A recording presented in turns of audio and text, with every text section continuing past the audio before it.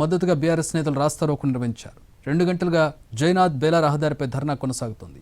MP ఎమ్మెల్యేల ఇళ్ల ముట్టడికి పిలుపునిచ్చింది బీఆర్ఎస్. ఇంతకీ సోయా రైతులకు కష్టాలు ఎందుకు వచ్చాయి, సోయా కొనుగోళ్లపై అధికారులు ఏమంటున్నారు? పూర్తి సమాచారాన్ని మా ప్రతినిధి సారంగపాణి అందిస్తారు. ఆదిలాబాద్ జిల్లాలో సోయా రైతుల కష్టాలు రోజు రోజుకు విపరీతమవుతున్నాయి. మార్కెట్ సంబంధించిన అధికారులు ఉన్నారు, వారితో మాట్లాడించే ప్రయత్నం చేద్దాం. సార్, ఏంటి అసలు సోయా సమస్య ఏంటి? ఆదిలాబాద్ జిల్లాలోనే ఎందుకు ఇట్లాంటి సమస్య ఎదురైంది?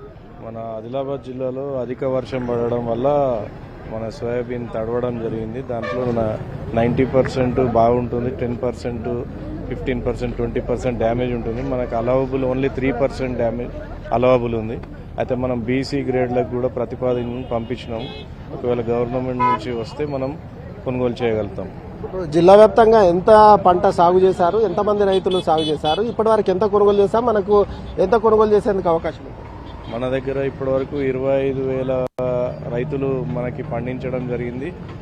దాదాపుగా 71,000 ఎకరాలలో అంచనా ప్రకారం 6 లక్షల క్వింటాలు వస్తుంది.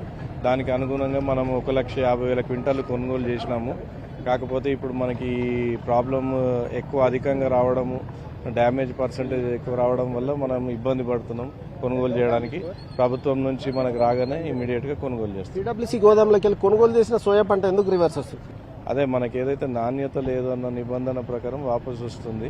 ఏదైతే డ్యామేజ్ పర్సంటేజ్ మనకి చూడడానికి సోయాబీన్ మంచిగానే కనిపిస్తుంది, 90%, 80% బాగుంటుంది. కానీ అందులో 20%, 10% డ్యామేజ్ సీడ్ వస్తుంది. కాబట్టి వాళ్ళు రిజెక్ట్ చేయడం జరుగుతుంది. ఎన్ని రోజుల్లో కొనుగోలు ప్రారంభిస్తారు సార్? ఆదిలాబాద్ మార్కెట్ యార్డ్లో కావచ్చు, ఇటు బేలాలో కావచ్చు, బోతులో ఇట్లా మనం 2/11/2025 నుంచి కొనుగోలు స్టార్ట్ చేసినాం. కొనుగోలు స్టార్ట్ చేసిన నుంచి కూడా వివిధ రకాలుగా ఇట్లాంటి ఇబ్బందులే వస్తున్నాయి.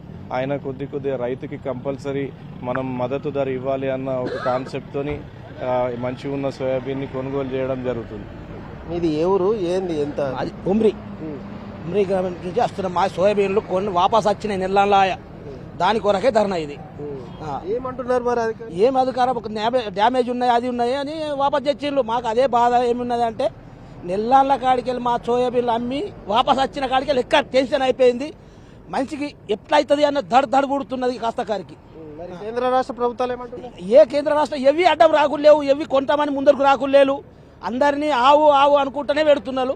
అట్లనే ఉంటున్నాయి. మా ఇప్పుడు సోయాబీన్లు బేలా మండలం నుంచి వాపస్ వచ్చినాయి. మా రైతుల ఆవేదన, రైతుల్లో ఆందోళన వ్యక్తమవుతుంది. ఇటు రాజకీయ పార్టీలు సైతం, రాష్ట్ర మంత్రులు ఇప్పటికే కేంద్రానికి లేఖ రాశారు. అదేవిధంగా కేంద్ర మంత్రి సైతం హామీ ఇచ్చారు. హామీ ఇచ్చి రోజులు గడుస్తున్నప్పటికీ తమ సమస్య పరిష్కారం కావడం లేదని రైతులు ఆందోళన వ్యక్తం చేస్తున్నారు. దీంతోపాటు వివిధ రాజకీయ పార్టీలు సైతం రైతులకు అండగా నిలిచేందుకు ధర్నాలు, రాస్తారోకోల్లో పాల్గొంటున్నారు.